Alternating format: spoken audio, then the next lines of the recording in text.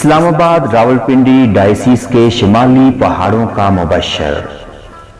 پہاڑوں پر اس مبشر کے قدم کیا ہی خوشنما ہیں جو سلامتی کی بشارت دیتا ہے، یعنی اس کے جو خیریت کی خوشخبری دیتا اور نجات کی باتیں سناتا ہے۔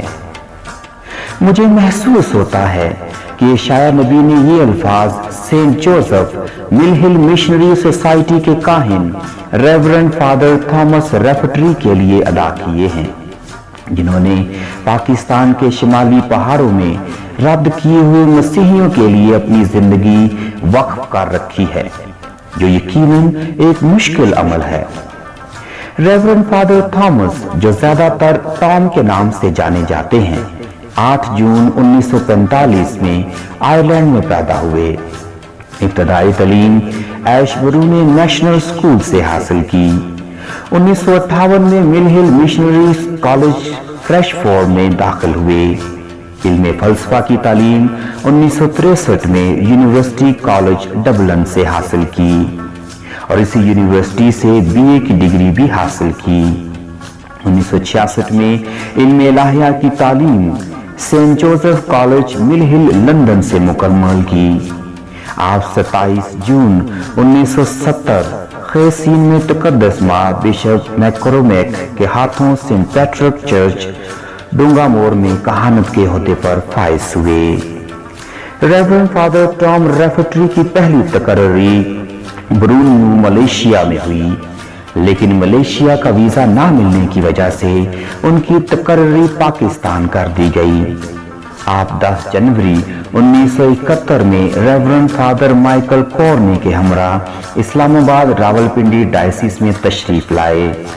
اسلام آباد راولپنڈی پہنچتے ہی ریورنڈ فادر مائیکل کورنی کو سینٹ پیٹر کنیشیس پیرش ایبٹ آباد اور آپ کو سینٹ جوزف پیرش جوسف آباد میں ریورنڈ فادر ٹون ونمن کا معاون کاہن مقرر کر دیا گیا۔ 1973 میں مونسون بارشوں کا ایک طویل سلسلہ جاری ہوا، جس نے پنجاب سمیت پورے ملک کو اپنی لپیٹ میں لے لیا۔ اس کے نتیجے میں تباہ کن سیلابی ریلا آیا، جس نے جوزف آباد گاؤں کے گھروں اور زمین کو مکمل تباہ کر دیا۔ گاؤں اس وقت سمندر نما منظر دے رہا تھا اور گاؤں کے لوگوں نے چہچہاتے میں پناہ لی، کیونکہ گاؤں میں صرف ایک وہی مقام تھا جو قدرے اونچا اور پختہ تھا۔ سیلابی تباہی کی وجہ سے بہت سی وباؤں اور بیماریوں نے جنم لیا، جس سے تقریباً سارا گاؤں اور لوگ متاثر ہوئے، جن میں پیرش پریسٹ ریورنڈ فادر ونمن بھی شامل تھے۔ وہ ٹائیفائڈ اور ہیپاٹائٹس کی بیماری کا شکار تھے، اسی لیے انہیں اپنے ملک ہالینڈ واپس لوٹنا پڑا۔ ان کے بعد ریورنڈ فادر ٹام ریفٹری اکیلے ہی ان تمام مشکلات کا مقابلہ کرتے رہے۔ آپ نے جوزف آباد گاؤں کو دوبارہ سے تعمیر کرنے کا منصوبہ تیار کیا اور اسی سال دسمبر میں تعمیر کا کام شروع کر دیا۔ آپ نے تقریباً 118 خاندانوں کے لیے نئے اور پختہ اینٹوں سے گھر تعمیر کروائے۔ آپ نے اپنے خاندان اور دوستوں سے مالی مدد لی اور گاؤں کے لیے ایک ٹریکٹر خریدا۔ یاد رہے کہ یہ گاؤں میں پہلا ٹریکٹر تھا جس نے کسانوں کی زندگی میں آسانی پیدا کر دی اور کسان آسانی سے فصل بو سکتے تھے اور اپنے بچوں کا پیٹ پال سکتے تھے۔ جوزف آباد گاؤں بجلی سے بھی محروم تھا۔ آپ کی وساطت اور کوشش سے 1975 میں گاؤں میں بجلی کا پہلا بلب روشن ہوا۔ جوہر آباد اور رخ راج میں چھوٹے گرجا گھروں کی تعمیر بھی کروائی۔ 1975 میں آپ کو Saint Francis Parish University Road Sargodha کی ذمہ داری سونپی گئی، جسے آپ صرف 1 سال تک ہی نبھا سکے، کیونکہ آپ کو ہیپاٹائٹس کی بیماری لاحق ہو گئی تھی اور آپ کو آئرلینڈ علاج کے لیے واپس لوٹنا پڑا۔ 1977 میں پاکستان واپس لوٹنے پر آپ کو Holy Rosary Parish Police Line Gujrat میں بطور پیرش پریسٹ مقرر کر دیا گیا، جس میں آپ کی معاونت ریورنڈ فادر ناصر جوید نے کی۔ آپ تقریباً 4 سال یہ خدمت سر انجام دیتے رہے۔ اس خدمت کے دوران آپ نے لالا موسا اور سردار پورہ میں بھی گرجا گھر تعمیر کروائے۔ 1981 میں آپ بیداغ کنواری پیرش کوہاٹ کے پیرش پریسٹ مقرر ہوئے۔ کوہاٹ پیرش کی حدود افغانستان کے بارڈر کے ساتھ تک پھیلی ہوئی ہے۔ افغانستان پر رشیا کے قبضے کے بعد بہت سے افغانی مہاجرین پاکستان آ گئے۔ آپ نے بلا تفریق ضرورت مند افغان مہاجرین کی مدد اور خدمت کی۔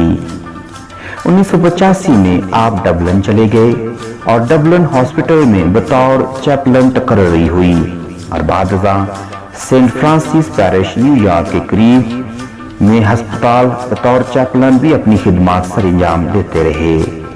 1987 میں اب دوبارہ پاکستان تشریف لائے۔ پاکستان واپسی پر آپ کو علم ہوا کہ پاکستان میں کچھ ایسے مسیحی شمالی علاقہ جات میں موجود ہیں جن کے پاس کوئی جانا نہیں چاہتا۔ ہر کوئی بڑے شہر اور امیر پیرش میں کام کرنا چاہتا ہے۔ آپ نے اپنی زندگی کا مقصد ان رد کیے ہوئے لوگوں تک رسائی کو بنا لیا اور عزم کیا کہ ان دور دراز علاقوں میں بسنے والے مسیحیوں کی تلاش کر کے مسیح کی انجیل کی منادی اور ساکرامنٹوں کی ادائیگی کی جائے۔ 1987 میں آپ نے تقدس ماب بشپ سیمین اینتھنی پریرا کی اجازت سے اپنے آپ کو شمالی علاقہ جات کے پہاڑوں کا مشن شروع کرنے کی اجازت مانگی۔ آپ نے اجازت مانگی کہ آپ کو کسی پیرش کی ذمہ داری نہ دی جائے بلکہ آپ صرف اور صرف ان علاقوں میں کام کرنے کے لیے مخصوص ہوں گے۔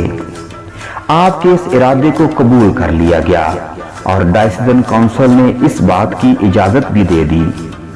آپ Saint Michael Parish Peshawar Cantt میں رہائش پذیر تھے، لیکن آپ اپنا زیادہ تر وقت ہمالیہ کے پہاڑی علاقوں میں رہنے والے مسیحیوں کی تلاش میں گزارتے۔ آپ نے سوات، دھیر، بھاجوڑ، گلگت، ہنزا، کالام اور چترال کا 30 گھنٹے کا طویل اور خطرناک سفر بائی روڈ کیا اور ان علاقوں میں بسنے والے مسیحیوں کی تلاش کی اور ان سے رابطہ کیا اور ان تک خدا کے کلام کی منادی کی۔ آپ پیرش میں کام نہیں کرنا چاہتے تھے، لیکن 3 جولائی 1988 میں ریورنڈ فادر جیمز ون کلخ کی اچانک وفات کے بعد بشپ سیمین اینتھنی پریرا کے حکم پر ہولی نیم پیرش نوشہرہ کینٹ کی بھی ذمہ داری سنبھالنی پڑی۔ اس ذمہ داری کے بعد آپ نے محسوس کیا کہ یہ خدمت آپ اکیلے نہیں کر سکتے۔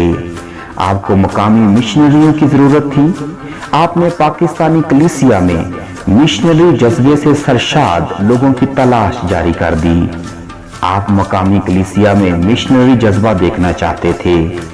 اسی بات کو مد نظر رکھتے ہوئے آپ نے 6 جولائی 1988 میں سسٹر آئرس گل کی مدد اور مل ہل جماعت کے سپیریئر جنرل اور اسلام آباد راولپنڈی ڈائسیس کے بشپ سیمین اینتھنی پریرا کی مشاورت اور اجازت سے مقامی سسٹرز کی مشنری جماعت کا آغاز کیا۔ اسے missionaries of saint Thomas the apostle sisters کا نام دیا گیا، جن کی زندگی کا اولین مقصد مناد کی طرح دور دراز علاقوں میں مقیم مسیحیوں میں جا کر خدمت کرنا ہے۔ آپ نے نوجوانوں کے لیے بھی مردان میں سیمنری کا آغاز کیا، لیکن مشنری سوسائٹی نے اسے خیر مقدم نہ کیا اور بعد ازاں اسے بند کرنا پڑا۔ 2001 میں طالبان کے مشکل ترین دور میں بھی آپ نے اپنے لوگوں کو تنہا نہ چھوڑا اور مشکلات کا مقابلہ کرتے ہوئے لوگوں کے لیے ساکرامنٹوں کی ادائیگی کرتے رہے اور ان کی خدمت جاری رکھی۔ 8 اکتوبر 2005 میں پاکستان کے شمالی علاقہ جات میں شدید زلزلہ آیا۔ بھالا کوٹ اور ارد گرد کے گاؤں پہاڑوں کی گہری وادی میں دب گئے، لوگ زخمی اور بے گھر ہو گئے۔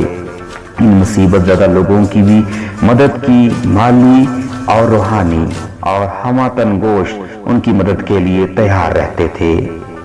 2010 میں نوشہرہ اور گرد نواح میں سیلاب آیا تو ریورنڈ فادر ٹام ریفٹری نے MST سسٹرز کی مدد سے لوگوں کو سہارا دیا اور لوگوں کے لیے سینٹ جوزف کالونی تعمیر کروائی اور لوگوں کو مفت گھر فراہم کیے۔